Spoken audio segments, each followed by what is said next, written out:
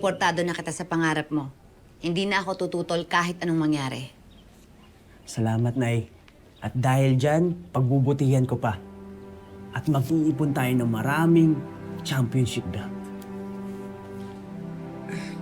Galing naman ng apo ko. Basta wag lalaki ulo mo, ha? Lola, nagmana ako sa inyo ni Nanay eh.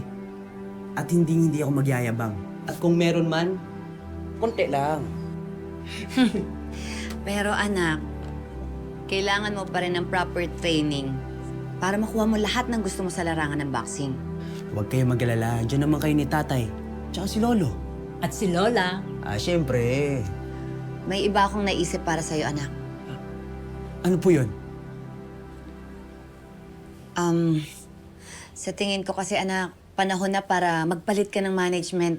Umalis ka na kay Sir Alex Guerrero. Nay, bakit po?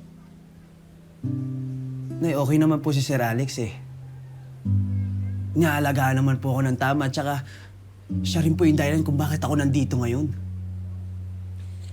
Pero anak, marami pang mas magaling, masikat na boxing promoters. Basta alagwa yung karir mo. Pero Nay, sino nga hawak sa mga laban ko?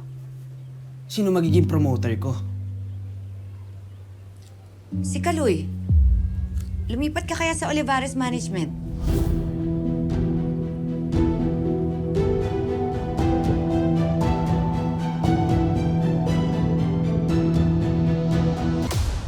Nay, seryoso po ba kayo? Anak, siya yung best promoter ngayon. At deserve mo yung best. Na hindi niyo po ba alam? Team ni Lance yan. Tatay pa niya. At sigurado po ako, hindi papayagan nila na sumali ako sa team nila. Gusto ka ni Kaloy. Nag-usap po kayo? Kaya pala bigla kayong pumayag sa laban ni Lance? Kasi may kasunduan kayo? Anak, huwag ka muna mag-react. Makinig ka. Sabi sa'yo, hindi magiging madali ito eh. Alam niyo to? Kani-kanina lang bago ka pumasok.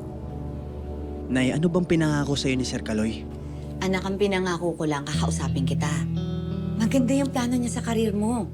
Pero, hindi pa ako nakapagkasundo sa kanya, ha? Kasi ikaw naman pa rin yung masusunod. Ikaw yung magdedesisyon. Ang akin lang, anak, pakinggan mo muna yung offer niya. Pero Nay, pag lumipat ako kay Sir Kaloy, paano si Tatay? Hindi sila okay ni Sir Kaloy. Nay, ano magiging papel niya? Ayan ka na naman, anak eh.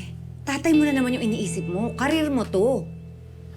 May utang na loob pa rin po ako sa kanya dahil coach ko siya nung nanalo ako.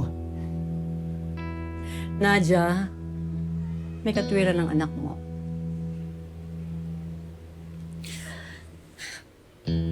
Pero mapag-uusapan naman yung mga concern mo, anak. Kaya nga kayo magmi-meeting.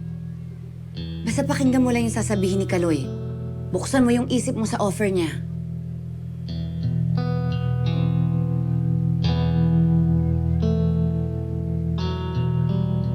Mag-uusap lang kayo. Sige po. Ano? Isa-set up ko na yung meeting nyo, ha? Dapat maging tahimik muna tayo tungkol dito. Walang pwedeng makaalam kahit tatay mo.